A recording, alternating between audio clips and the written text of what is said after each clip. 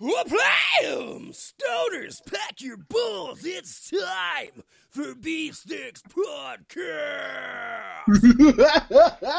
We're bringing back your age-old favorite special that hasn't came around since episode 6. Oh, it's like the Ribwitch. It's crazy. But when it's here, you gotta get it. And we got it. And we're giving it to you. Welcome to 420 Deluxe with Cheese, the second helping. Woo-hoo. My name is Paystee. If you didn't already know, you probably should by now. And I am Fat Mack, which I would assume most of you probably knew also, unless you were just kind of stoned and accidentally came across this channel out of nowhere when you were perusing your local podcast. I don't know, do stoners peruse? I think they just click through, don't they? Oh, probably. They've already hung up by now. Yeah. Done. Dun, dun, dun. And that's all of our show for you today, folks. Have a great weekend. Inject yourself with disinfectant. And yes. Have fun. Yes. UV rays right into your eyes. Just stare at the sun and it will cure you. It can't hurt, right? It can't. Right. I mean, the sun doesn't do anything bad. It's not like it could give you cancer. This isn't vaccinations for diseases.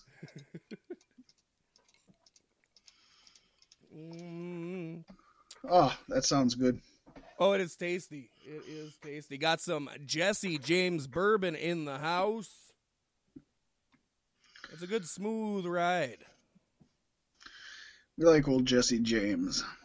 It's my first time with this particular bourbon, but I was talking about Team Rocket, really. Oh, but. Okay. Fun fact about Jesse James, at least this is a story my grandmother told me when I was growing up, and that she received a bag of money when she was a young girl on her doorstep from the great Jesse James, robbing stagecoaches and helping out those in need.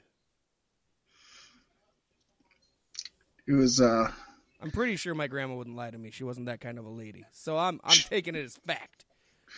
She might have believed it was. I think it was her actual father dropping off the quote unquote child support to her mama. But whatever made her sleep at night, it's good. I'm just joshing.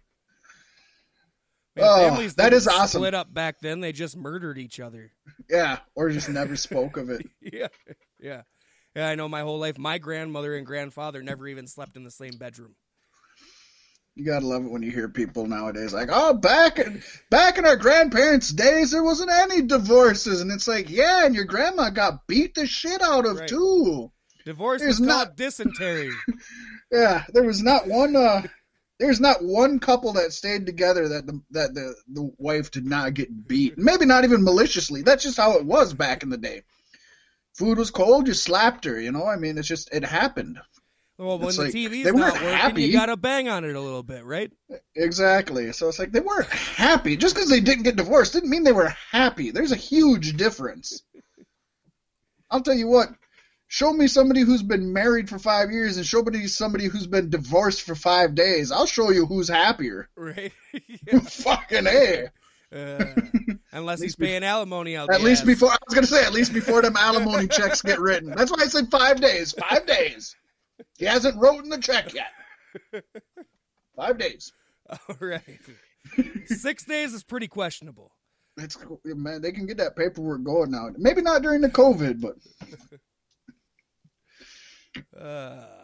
And that brings us to everybody's favorite top of the show activity. Fat Mack, take us back to this week in pro wrestling history. Oh, Paystee, this week in pro wrestling history, we're going back a little bit, but not as far back as we're going to go in a couple weeks. I was surprised when I was looking forward at some of these. And we're going to jump back here in a couple weeks. So, folks, stay tuned. Don't miss out on the show. You're going to be impressed. But this week, we're talking about the AWA presenting Wrestle Rock 86, and this happened from Paystee in my home state, the Metrodome in Minneapolis, Minnesota. And that happened on which eventful day, Paystee? 4/20, 1986. That's right, April 20th. And 22,000 stoned out of their mind, starry-eyed fans were in attendance. Did they celebrate 4/20 back then? Oh, man, they smoked weed back then. But sadly, it would be the final stadium show for a dying AWA. But this one was a good one. I actually went back and watched a handful of these matches, not every match, but a handful of these, and I enjoyed myself nostalgically. First off, these were different times. I'm just going to call the match what it was. Nowadays, we would call it a little person's match or maybe just a match. But they had what was billed as a midget match. Woo! And we had Little Mr. T, a pity to fool a little, and Cowboy Lang defeating Lord Littlebrook and Little Tokyo. Oh, man. I hope Little Tokyo was dressed up like Godzilla. He is, and he's kind of dressed up kind of like a martial artist. He's got the headband and the dojo pants. We also seen Buddy Rose and Doug Summers defeat the Midnight Rockers. Some of you might know them as Shawn Michaels and Marty Jannetty. Yeah. Barry Windham and Mike Rotundo, who are relatives of good old Bray Wyatt over there. Yes, indeed. Defeated the Fabulous Ones, Steve Keirn and Stan Lane. We've seen Harley Race before he was King Harley Race in WWF, and Rick Martel fight to a double countout. And that's something you didn't see a lot back in '86, Paystee, because it would be hard for you to find 10 women wrestlers that anybody knew. But by gum, AWA was ahead of the times. They had a 10-woman battle royal. That was all the women in wrestling. Basically, honestly, it was pretty close to it.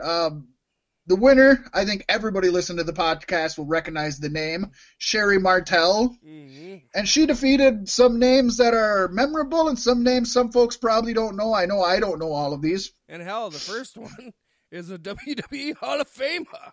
Yes, and the first one that she defeated and ongoing was Luna Vachon. Also Joyce Grable, Kat LaRue, Rose Devine, Taylor Thomas, no Jonathan there, folks, Despina Montagus, Misty Blue Sims, Debbie Combs, and Candy Devine. We also seen an AWA America's Championship. Boy, why don't they bring that back?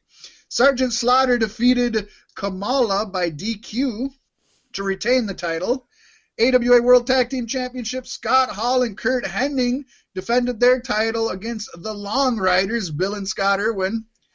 We then seen a boxing match with special referee Larry the Axe Hennig, and that had Scott Ledoux defeating Larry Zbyszko by DQ. We got into a couple cage matches. The first cage match, Greg Gagne and Jimmy Snuka. Watch the dark side of the ring on him, folks. Defeated Bruiser Brody. Watch the dark side of the ring on him, folks. And John Nord, who would go on to be the Berserker in WWE. WWF, actually.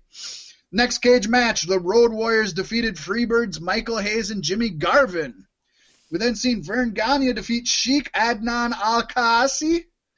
And the main event of AWA World Heavyweight Champion Nick Bockwinkel retaining his title over Stan Hansen by DQ. Ooh. A lot of names from the past here. A lot of big names in this one. This is a card I wished I would have been alive to see. This would have been amazing. Well, all you got to do is join the WWE Network for $9.99 and you can watch it. But in person, in real life, at the time. Oh, that would be awesome. And it's just, what, a short drive away. Mm-hmm. We used to, you and I were talking about how hard it is to find Minnesotan wrestlers, nowadays. And look at what we had back in '86. Yep. We could have been watching this shit. That's a whole card of recognizable names. I love it. So fun, so good. So great. It reminds me of liver sausage, Fat Mack. Oh, I love some liver sausage. I got a relationship with liver sausage. No, I really, my relationship with liver sausage is kind of,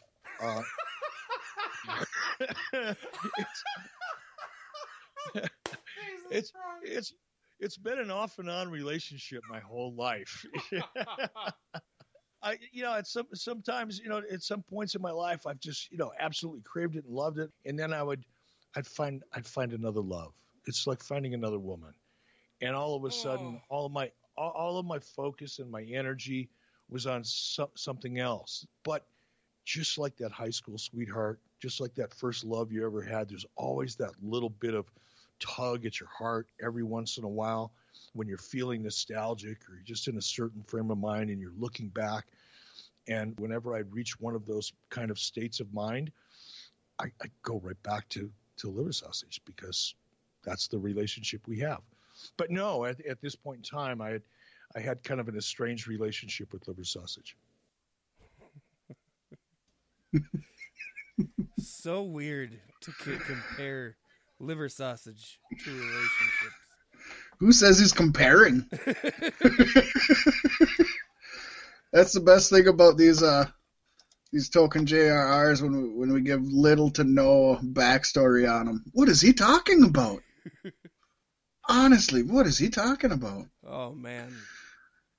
Conrad Thompson, I wanted him to crossplay as Paul Bearer. He could do the voice. He'd have the look, too. Yes!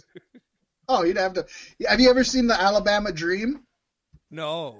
He dresses up as remember when One Man Gang was the African Dream, and they dressed him up in African garb and everything, and he looks just like him. Just do a search for Alabama Dream or Conrad Thompson African Dream.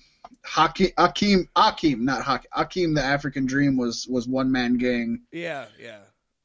Yeah, it's good. I could see it in my head just thinking about it. Like, yeah. Old Conrad, you know what's amazing? He's got another podcast going now. Of course he does. First he had one for every day of the week with all of his different wrestling friends. Now he does a Dark Side of the Podcast where he reviews Dark Side of the Ring the day after it airs with the producers. Like he has the actual producers come in and tells an actual after show. Yeah, they talk about, how, the difficulties. They talk about stuff that they recorded but didn't get to use. It's another fun podcast to listen to, and that sounds like one I'll check out. How does this dude have time to do all of this and still run his own mortgage company and run all these live shows? I don't know how he does it. Home social distancing. What do you expect? I don't know. I don't know how he does it, but it's pretty awesome. It's I recommend it. If you like Dark Side of the Ring, I recommend Dark Side of the Podcast. It's same place you can find all of his podcasts. It's really a fun one. It's a fun one. Wow. So this list we got coming up here is also a fun one. It's super another fun. 10 Golden Stoners in Wrestling. And I apparently had completely forgotten we did a first one to begin with. Well, for those longtime listeners who go way back to Season 1, Episode 6, back in 2017, I'll just run down the list of, in no particular order, just so that when we read this, you don't sit there and think, oh my gosh, how'd they leave this guy out, or how'd they leave this guy out? We had RVD, Val Venus, Hacksaw Jim Duggan, Rick Rude, Chronic, Godfather, MVP, who I busted out laughing because at the time, Paystee White may have been partaking in some 420 activities because I could hear it. And he called MVP. I wrote this down because I laughed so hard with a big belly laugh. Montavious Von Porter. I was like, oh, that's the best. I forgot about Montavious Von Porter. or Montel Vontavious Porter. Either way. We also had Kendrick in London. Brian Kendrick and Paul London and Hulk Hogan. Popped up in a list last week. They did. So did Chronic. Yeah. Ironically. The ironic Chronic. The ironic Chronic. So that was our list. That was Strategy's original rap name. Ooh. Yeah. I kind of like that. Yeah. I don't. It doesn't roll off the tongue Chronic. very well. We were like superheroes. Yeah, it doesn't roll off the tongue as well as Strategy, though. J Thug and Paystee. Paystee's, yeah.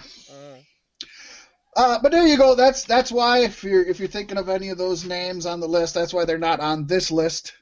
Just to let y'all know. They probably would have been if I would have had my hands on it. Oh, Montavious Von Porter would have been in there, baby. Twice. That made me laugh so hard. I loved it. I was so happy when I heard that. Oh, you want to start us off, Paystee? Yeah.